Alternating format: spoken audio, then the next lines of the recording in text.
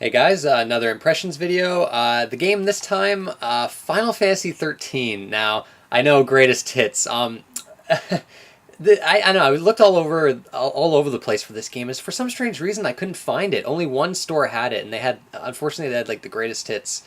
I originally had this for 360, but I sold my 360 on all the games, so I didn't have it anymore. So I had to buy this again. It was only like $10, which this game's pretty cheap, but they only had a greatest hits, so.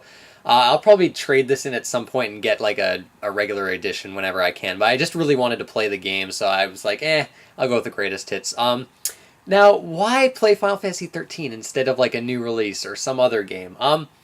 Lightning Returns actually is why. For some strange reason, that game just looks really appealing to me. Like, there's aspects of it that don't, like leveling up by doing side quests sounds kind of iffy, but the whole time limit aspect of that game reminds me of Majora's Mask, and I love Majora's Mask. So I don't know, and the battle system in that game seems really interesting with like the costume changing and stuff. I don't know, I just feel like I really want to play that game, and it could make my game of the year list if I did play it. But in order to play that, I have to play this and 13 too, and I've never played either of those games, so I thought, why not dive into Final Fantasy 13? So I've played Final Fantasy 5, 6, 7, so this would be the fourth Final Fantasy game I've played now. Now this game gets a lot of hate. For instance, like I was actually just reading on NeoGAF, they had like a topic saying like, what's the worst game you paid for this last generation? And the amount of people saying this game, Final Fantasy 13, was crazy. It just seems to get a lot of hate from Final Fantasy fans and other people. You'd think it was one of the worst games ever made, and that just isn't the case, at least not for me. I don't like this game as much as some other people do, like especially in the YouTube gaming community. I know this game gets quite a bit of praise, but it's nowhere near a bad game. I don't understand why people think this game is like one of the worst games ever. It's got problems. I won't lie. There's a lot about this game that really bugs me, but it's certainly not a bad game. Now. Uh, Final Fantasy 13. I guess I'll talk about the story and characters first. I'm not going to really go into detail what the story is, but a lot of people, from complaints I've heard before I played this game, I just always heard like, oh, the story is a complete nonsense, and it might be if you didn't read the data logs in this game, and if you just went through the game watching cutscenes. But the data log I found just kind of, and I'd heard from people beforehand, definitely read all the data log stuff, so I made sure to do that every time I got a new entry. And the story makes complete, like, and perfect sense if you read all that stuff. And actually, I kind of found a lot of that stuff interesting. Like, the overall story in this game, I thought it was pretty good. I didn't think it was amazing, but I definitely enjoyed it. It's the characters that I really liked, and I didn't at first. At first, I kind of hated most of them, but they all grew on me, and by the end, I really enjoyed them and all their motivations and their character arcs. I know Vanille, like, I always heard she was, like, one of the worst characters in any RPG, and I actually thought she was one of the best characters in this game.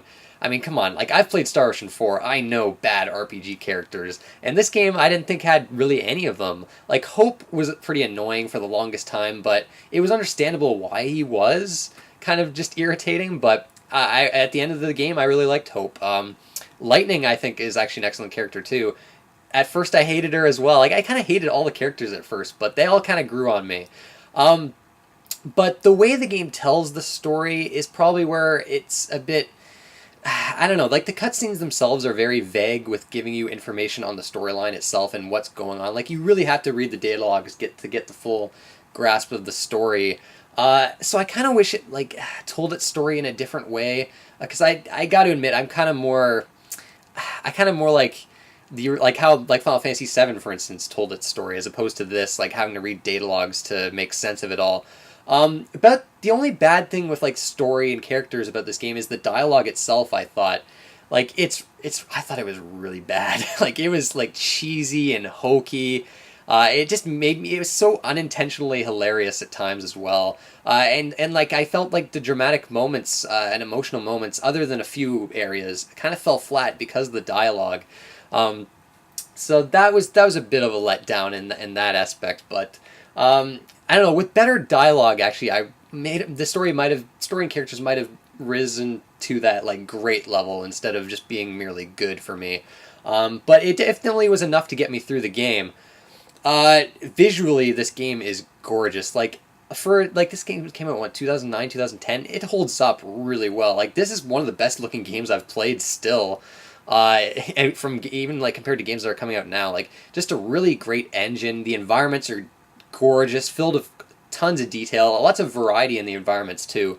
Um, but the character models are fantastic. The CGI cutscenes are breathtaking. Just a really good looking game all around. The only bad part with the visuals are like the character models, like the NPC character models. Like it's really jarring to have those compared to the main characters. Like you'll have all your main characters in a cutscene or whatever, and then there's like NPC characters talking to them, and the graphical differences between the two are a bit jarring. That's like the only complaint I can level against the graphics in this game. And you can tell that's where all the money, that's where the budget went for this game, where the like the graphics, audio wise, the music, it's good. I like the music. It started off amazing. The first few songs in this game I thought were like some of the best songs I've heard in an RPG. Like I was loving the soundtrack at first. Then like some more unmemorable songs started popping in, and then there was like maybe a couple others I liked. So overall, I think the soundtrack is good. I just wish like the quality was a bit better towards the end, because like the first few songs I heard in this game like were amazing. The battle theme though is fantastic. I really love the main battle theme in this game. Voice acting, it's good. The voice acting is good. I didn't think there was any voice actor that was that bad. Vinyl at times, kind of a bit, but I don't know. I like the voice acting. The voice acting's solid all around. But yeah. Now I guess we'll get into the gameplay with this game.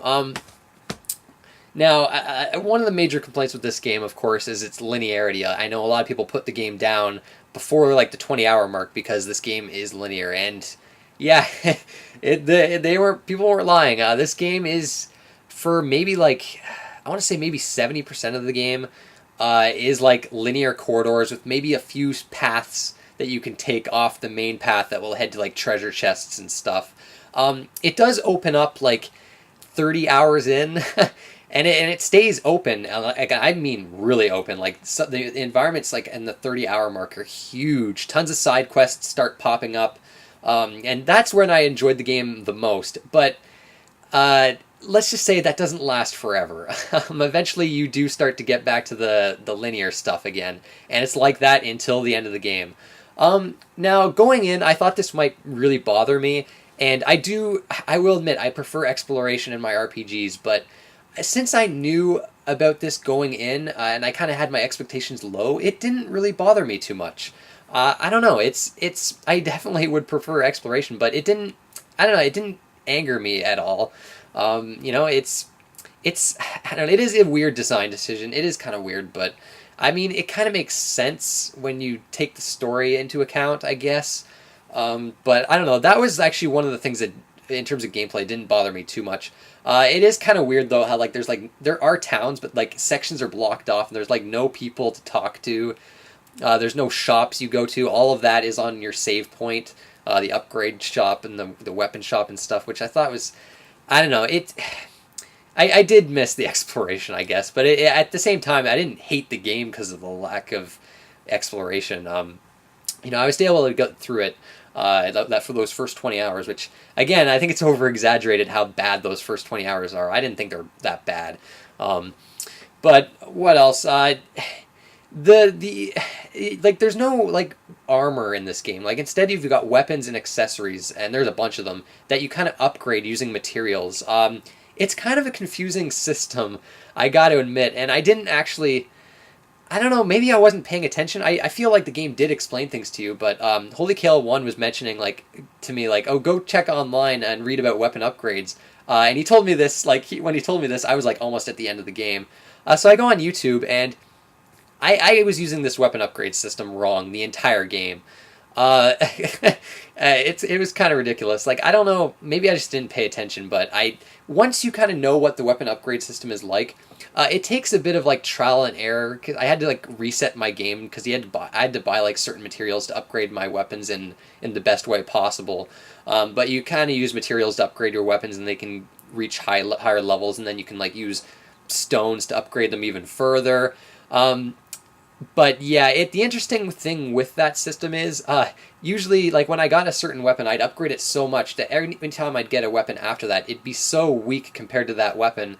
And when I would upgrade that new weapon to even to the amount that the weapon I had was at, it still wasn't as strong. But I don't know. I won't go too much into detail. It's actually a fairly complex system, like the weapon upgrade system. Um, I don't like the linearity. I don't mind it, but I prefer the more typical JRPG weapon and armor system where you just get to a new town, buy new weapons and armor, or just find them in the world. So there's that, and that's it for like customization. Like as far as like weapons and armor go. Leveling up is weird in this game, and this is actually one of my favorite parts of the game. Actually, the Crysterium system. It's basically like you get Crysterium points every battle, and you can kind of put points into this like grid-based type thing. It's kind of a grid-based type thing, and it's set up in different levels, and you can like level up different roles, which are kind of like classes, and you can get like you can use these Crysterium points to upgrade your HP, magic, and you can choose what things you want, and you can level up this Crysterium. It's actually kind of hard to explain, but it's an interesting system. Like you don't do like there's no traditional leveling up. You don't gain levels in this game. You just get Crysterium points, and you kind of gain Crysterium levels. I liked it. I really enjoyed that that aspect of the game. It felt like I don't know. There's a lot of customization there. You could kind of make your characters into what you wanted them to be, and you could have them like specialize in certain roles. Which I guess I should talk about that now. The battle system itself. This is where, I don't know, this battle system. It's all to do with paradigms, right? Where you have to kind of each character will have like a different role. And there's 6 different roles like Ravager, Commando, and they each have their own different abilities. And you have a 3-person party. Each character has their different role.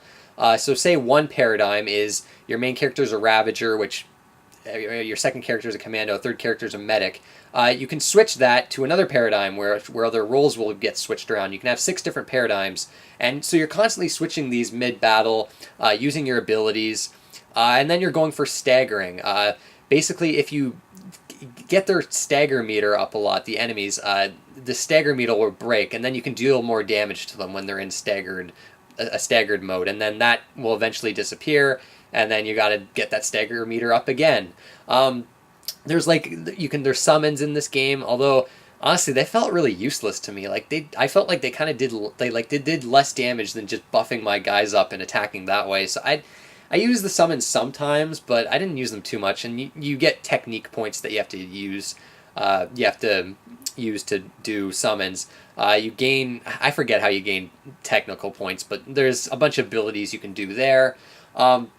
Now, this battle system has auto battle, and I used it most of the game, and I guess I shouldn't have been, because again, I was talking to Holy Kale 1, and he said, don't use auto battle, just don't use it, just pick and choose your abilities, because I guess if you're focusing on like I don't know, well, apparently like auto battle kind of chooses bad abilities for you.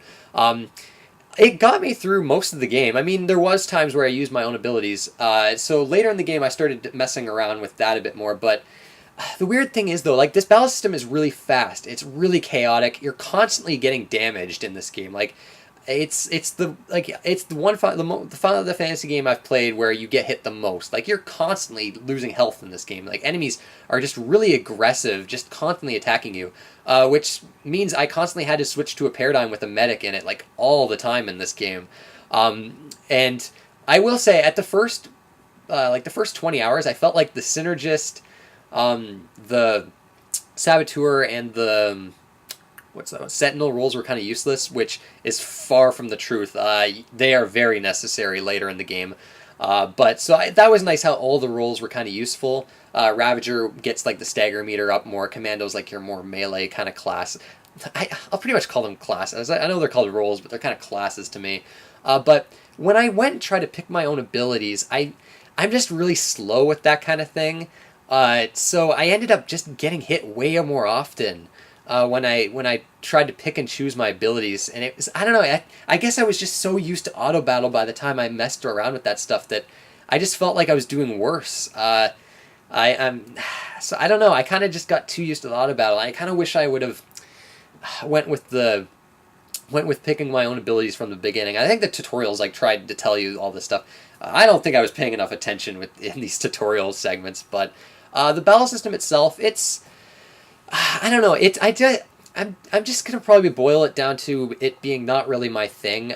There is quite a bit of strategy to it, and you have to constantly switch paradigms. I know a lot of people say like you're like an armchair general where you just kind of dictate the flow of battle and you don't really there's not much interaction. But I kind of disagree with that. You can't just mash X and hope to win. I mean this game's pretty tough. I mean the normal enemies aren't so bad, but the bosses in this game are. They're pretty tough because from what I found, like you kind of had to come up with a very specific strategy to beat them, and if you kind of deviated from that and experimented too often, you'll just die. So I found a lot of them the kind of like a trial and error process to figure out the exact strategy I'd have to use to beat them, and then it's from then on it's just repeat that strategy over and over and over again until they die. Now, ordinarily that wouldn't be so bad, but and this is probably my major complaint with this game. Some of the enemies and pretty much all the bosses in the end game have way too much health. Like it's ridiculous. Like I was getting into these battles doing damage, and their health bars would slowly decrease at such a minuscule amount, and they were like took upwards of like 20 minutes. And this is with like the best strategy possible against these guys. So there was a couple bosses where I had to go on the internet to figure out the strategy because I was just dying to them over and over again. And even when you've got the strategy down, it takes fucking forever to kill these bosses. And it becomes, I start to lose my patience, and it became so tedious for me. To the point where at the end of the game, I dreaded every single boss fight. I don't know, it's just not for me, like, with, like, how the battle system is kind of done, to have bosses like that where you gotta kind of have specific strategies. I don't know, the bosses just weren't that fun to me, unfortunately. I can see how some people would really like the battle system and the bosses and like the combat in general. For me, though, like I didn't hate it, obviously, because it was enough to get me through the game. And when I was fighting like enemies and some of like the early game bosses, and admittedly a couple of the late game bosses, it's pretty fun. But I don't know, it's also another game, like Final Fantasy XIII is a game that I couldn't play it for long periods of time. Like eventually I just got really tired of it. Like especially towards the end. But yeah, I'd probably just chalk it up to being like the battle system is not my cup of tea compared to like a traditional turn-based battle system, or like kind of how Final Fantasy's was in like Final Fantasy 6, 7, and 5, 6, and 7. So yeah, there's that. But now I said actually one of my least favorite things was how much health the bosses had, and again, like that's one of those things where it's like it feels so artificial to me, like just. Like the bosses are really epic in this game. I really love the designs of these bosses. They really feel like bosses, but like it's just I don't know. To me, it's like more health to me is never like that. Just doesn't equate more difficulty or more challenge to me. It never has, and it certainly didn't here. It's just annoying. I feel. Again, that's opinion. Some people might like bosses with crazy amounts of health. I like it does kind of make the bosses feel a bit more epic, but by far the most annoying thing in this game, a design decision that I fucking hate, and it was one of my least favorite things about Persona 3. I think even has it been that long since Persona 4? I don't remember if Persona 4 did it as well. It might have. Now that is when your main character dies, because you have your leader character. You can't control the other two characters in battle. They're set to AI, which is really good, by the way. I thought the AI was quite good in this game, but. If you die as the leader, game over. You're done.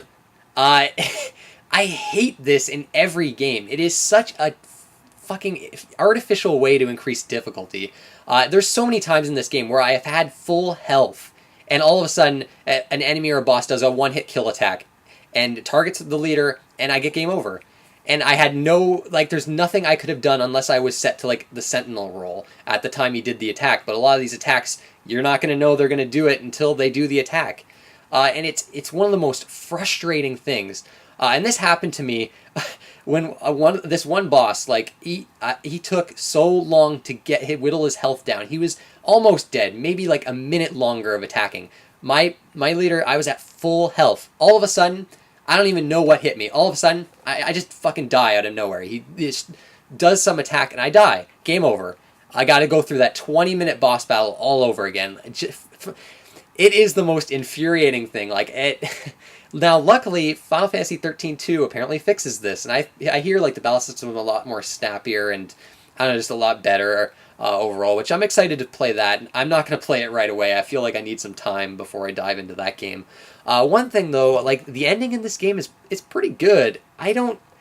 And after the ending, I kind of question why there even is a Final Fantasy 13-2 or a Lightning Returns. I guess we'll wait. We'll have to see until I start playing those games, um, but I think that about covers it. Overall, I like it. I like Final Fantasy 13. I'm kind of leaning in the middle between like the crazy amount of hate and then the crazy amount of love for this game. Well, do I know anyone that really loves this game? I think Holy Kale one seems, from what he was telling me and what about this game, I think he seems to really enjoy this. But I don't know. I come across liking it, but it has some things that really bug me. And actually, most of the things that bug me apparently are fixed in 13-2. So hopefully, I'll enjoy that game quite a bit more. But worst game ever made? Yeah, definitely not. This game is nowhere near as bad as a lot of people say it is. I don't think. Again, though, a lot of that has to do with like. A lot of people were expecting Final Fantasy, and it kind of feels like Final Fantasy, sort of, I guess. I don't know. It's just so different from the previous entries that I guess a lot of it is disappointment, I guess. When this game came out, I'm sure a lot of people were disappointed with the direction they took with it. Like just the amount of cutscenes and just the focus on visuals. That's another minor complaint. Like, there's way too many cutscenes in this game. I mean, they look great, but I thought a lot of them were kind of just boring.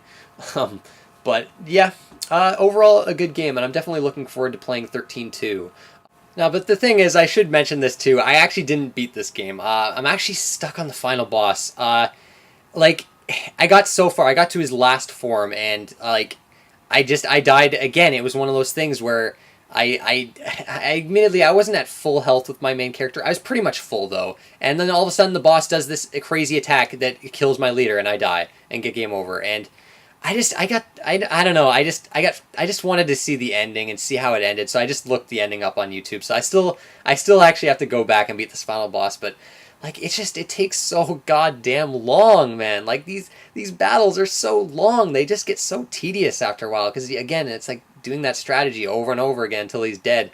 I'll keep trying, I think. But kind of in between this next game I want to play. But, I don't know. You can tell I kind of got frustrated with it. Again, though, I might just suck at this game. I mean, I pretty much do. I mean, I've died so many times in, like, playing this game on bosses. Although a lot of it is kind of like figuring out that strategy, but I don't know. It's just I don't know. Maybe I suck at it. Maybe I'm playing it wrong or whatever, or maybe I'm just like I'm not enjoying myself enough with the battle system that I don't want to learn it to its fullest extent. But I don't know. I'll keep chipping away trying the final boss. I don't know. I got so frustrated. I just wanted to see the ending, but. Anyways, that's it, guys. I want to thank you for watching. I'll see you next time.